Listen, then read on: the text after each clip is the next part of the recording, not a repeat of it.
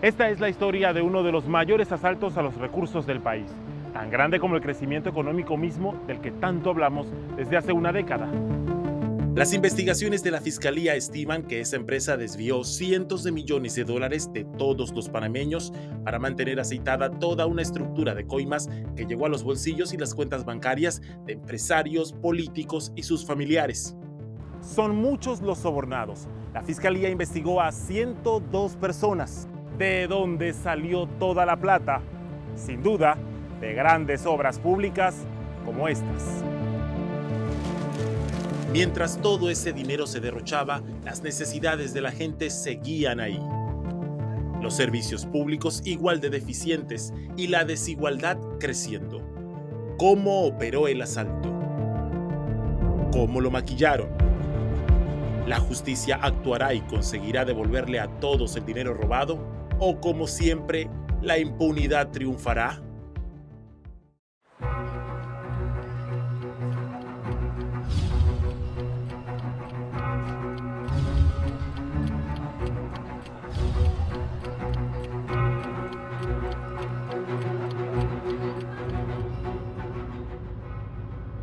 Para llegar al punto cero de la historia de corrupción de Odebrecht, hay que hacer un viaje de 40 kilómetros desde la ciudad de Panamá.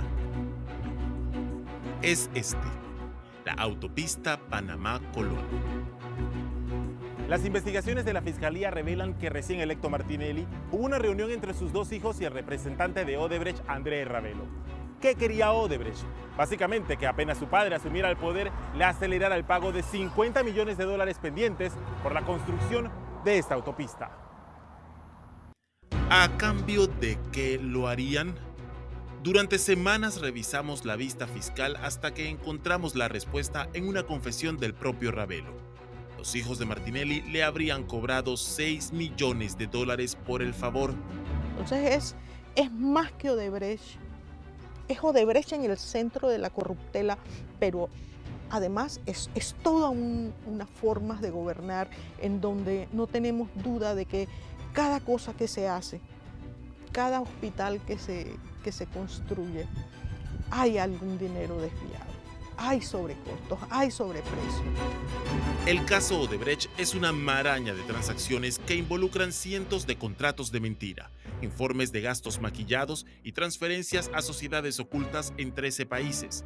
Fernando Miglaccio, tesorero de Odebrecht, asegura que durante 2006 y 2014 llegaron a pagar hasta $300,000 por día en coimas en nuestro país. 300,000 habría sido suficiente dinero para que en una quincena tuviéramos los recursos para reconstruir esta escuela que lleva años así, o para comprar todos los meses 50 nuevos metrobuses. Hubo otras modalidades de pago, pero calculo que por lo menos 400 millones se repartieron en Panamá entre los funcionarios. Y Odebrecht se quedó con 600 millones de esos sobreprecios. Primera pala que construyó. Pero para entender cómo la plata circuló, hay que ver el entorno cercano del expresidente Martinelli.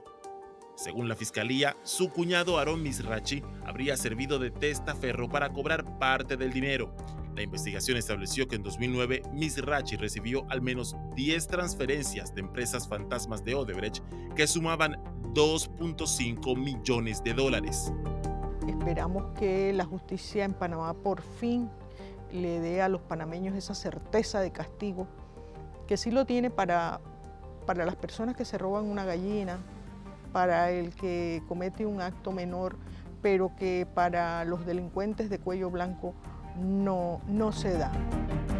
Mizrachi también es señalado, en conjunto con el empresario Jaime Lazo, como supuesto intermediario para que el entonces vicepresidente Juan Carlos Varela recibiera dinero de Odebrecht para cubrir parte de los gastos de su campaña. Bueno, es que desde el primer momento se ha establecido que son donaciones porque no es otra cosa. Recordemos que en el 2009, en la campaña de 2009, Juan Carlos Varela ni siquiera era funcionario público. Entonces, ¿cómo se puede hablar de soborno cuando una persona no era funcionario público? En el 2000, en las donaciones que se dan para la campaña del 2014, Varela deja el gobierno en ese momento. Recordemos que se rompe la alianza de gobierno y Varela se va a la oposición frontal respecto a lo que se estaba dando en aquel entonces, y el dinero que se recibió como donación queda debidamente establecido en la investigación. ¿Varela no sabía que Odebrecht estaba inflando precios y con eso pagando sobornos y donaciones? Definitivamente no. Si lo hubiera sabido, créeme que no hubiera aceptado ni donaciones y mucho menos hubiese estado en esta situación. En la investigación reposa una confesión del responsable de Odebrecht de otra reunión, esta vez con el propio presidente Ricardo Martinelli, para llegar a un acuerdo sobre cómo trabajarían. Y según él, la fórmula fue obras a cambio de coimas. Estamos en presencia de un país en que la clase política fue el pasto, el abono necesario para que una empresa corrupta como Odebrecht viniera a Panamá y hiciera fiesta. Porque Odebrecht tenía tantos proyectos en Panamá que representaban demasiado compromiso fiscal. O sea, estaba por encima del 70% del valor total de la inversión pública los teníamos con proyectos Odebrecht. De ahí se hace un análisis de que eso no puede volver a pasar. ¿Cómo operó el desvío? Tenemos que ir a las obras del saneamiento de la bahía en el barrio de Curundú para entenderlo. Un ex trabajador de una subcontratista de Odebrecht le reveló a los fiscales que aquí se construyó un microtúnel para las aguas servidas. Y el truco estaba en que Odebrecht le pagaba a las subcontratistas por tuberías importadas desde Costa Rica a un precio que no resultó ser el real. Nunca se importaron las tuberías de ese país. Odebrecht las compraba más baratas y le pasó al Estado las cuentas infladas. Entidades bancarias, compañías de seguros, firmas de abogados, firmas de contadores, subcontratistas, suplidores de materiales. Hay una infinidad de personas, arquitectos, que sencillamente no están siendo parte de esto, pero que por la naturaleza de lo que hicieron tenían que haber sido parte. Y Ministerio Público tiene que llevar al juicio a una persona porque tiene las pruebas para acreditarle que cometió el delito y que es vinculado. Que haya otras personas vinculadas, claro que sí, pero solo podemos llevar lo que se probó. Lo que pasó en Curundú se repitió en otras obras de la ciudad. Hacer trabajos pequeños y facturarlos como gigantes. En el aeropuerto de Tocumen, Odebrecht ordenó a una subcontratista hacer aceras y cercas, pero le pidió facturarlas por $5 millones, como si hubieran construido tuberías bajo la pista de aterrizaje. Cuando en los Estados Unidos una fiscalía revela el acuerdo que llevó con la empresa Odebrecht, ellos allí lo definieron como una organización criminal. El esquema de lavado fue complejo. Las subcontratistas debían regresar a Odebrecht la diferencia entre el dinero que les pagaban y el costo real de lo que hacían. Pero nunca le depositaron el dinero directamente. Según la fiscalía, suscribieron contratos ficticios con terceras empresas fuera del país para transferirles el dinero que era para Odebrecht y ocultar así el rastro del delito. Una vez el dinero estaba fuera de Panamá, estas terceras empresas, mediante contratos ficticios, también según la fiscalía, lo enviaban a una cuarta empresa que estaba tan lejos como Macao o Suiza y que resultaba estar controlada, ahora sí, por Odebrecht. Había cientos como ellas. Que constituían el esquema internacional mediante la cual Odebrecht manejaba los dineros de coimas en todos los proyectos que tenía en América Latina, inclusive en Estados Unidos, en donde también lo hacía, y entonces a través de estas sociedades se pagaba. Ante la ley de beneficiarios finales es de suma importancia también coyunturalmente para el mundo de la contratación pública, porque teniendo conocimiento de quiénes son los beneficiarios finales de las empresas, también vamos a conocer si están vinculados o no dentro del haber de la contratación pública. Estados Unidos encontró que 28 millones que estaban vinculados con toda esa trama entraron y salieron de sus bancos, rastrearon y dieron con los nombres detrás, los hermanos Luis y Ricardo Martinelli Linares. Ellos confesaron allá que sí, que eran suyos, pero según el expediente en Panamá, Odebrecht reveló que les habría pagado más que eso. En lugar de 28 millones, fueron 42. Sus abogados en este país dicen que este tema para ellos ya está cerrado porque fueron juzgados en Estados Unidos y devolvieron 19 millones de dólares. Si la versión de Odebrecht resulta cierta, hay todavía 23 millones de dólares perdidos. Para nosotros este es un tema ya superado, independientemente de que sean dos jurisdicciones, que llevará un trámite que Panamá lo reconozca formalmente, es posible en los tribunales. Y como todo el mundo conoce, nadie puede ser juzgado dos veces por los mismos hechos. El Ministerio Público, sí puedo decirlo, es respetuoso de las garantías constitucionales y legales. Y pudiéramos nosotros, y así lo vamos a sostener en un acto de audiencia, la no vulneración de garantías, pero que hay que sustentar con pruebas, no decirlo, hay que sustentar con las pruebas correspondientes por qué no estamos ante una vulneración de garantías, y ese argumento es propio de audiencia. Pero los hermanos Martinelli no son los únicos de la familia que estuvieron bajo investigación.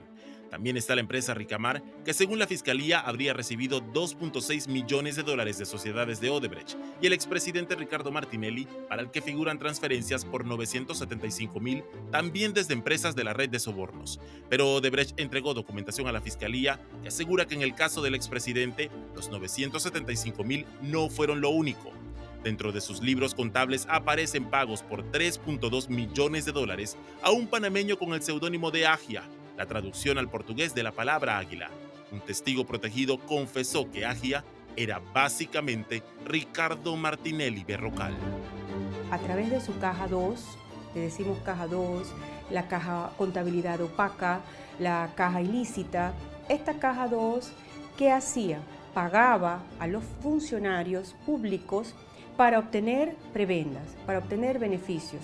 Y estos funcionarios públicos recibían dinero de esta caja 2, producto de esa acción de lobismo que llamaban, pero que tenía beneficios para la empresa, es decir, se beneficiaban con contrataciones públicas, con adjudicaciones de proyectos.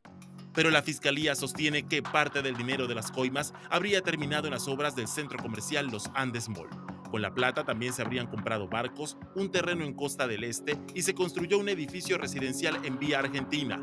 Se hallaron facturas de compra de un cuadro de $85.000 y figura una transacción llamativa: un cheque emitido por una sociedad controlada por Odebrecht con el que una mujer supuestamente cercana al expresidente Martinelli habría comprado un anillo de $11.000, un collar de $7.000 y dejó $21.000 en abonos para compras futuras en una tienda de lujo. Todo con dinero público.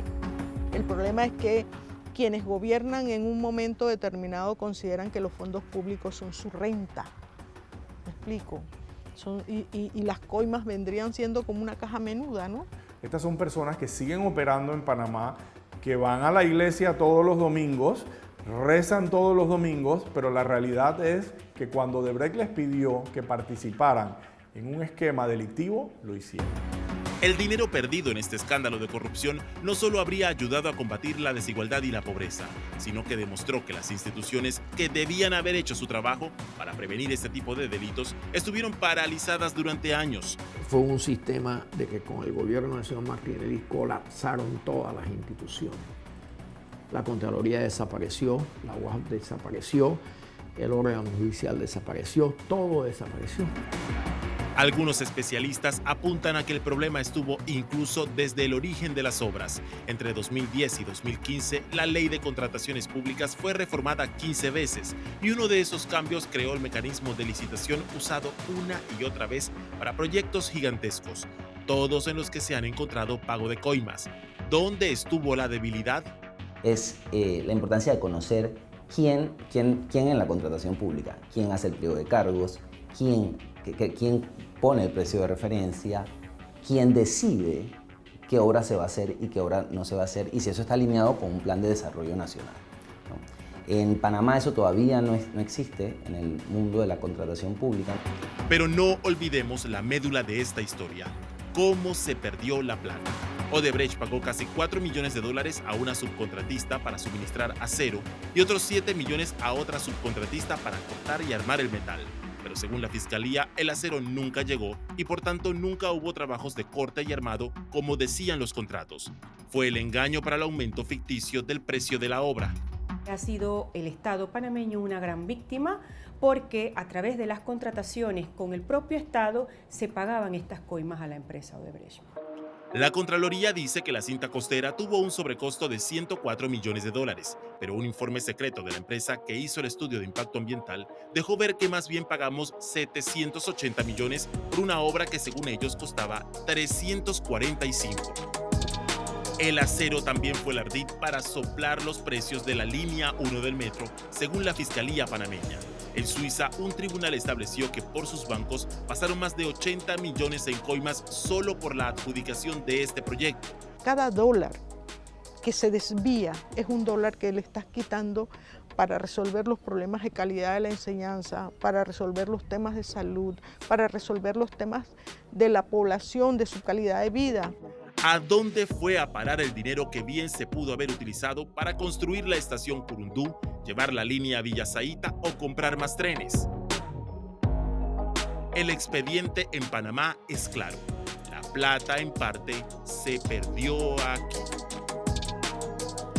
Odebrecht reveló a la fiscalía que Martinelli le pidió costear la campaña de José Domingo Arias. Acordaron un aporte de $21 millones. Los informes de la caja de sobornos de la empresa establecen que el dinero se sacó de las obras del metro.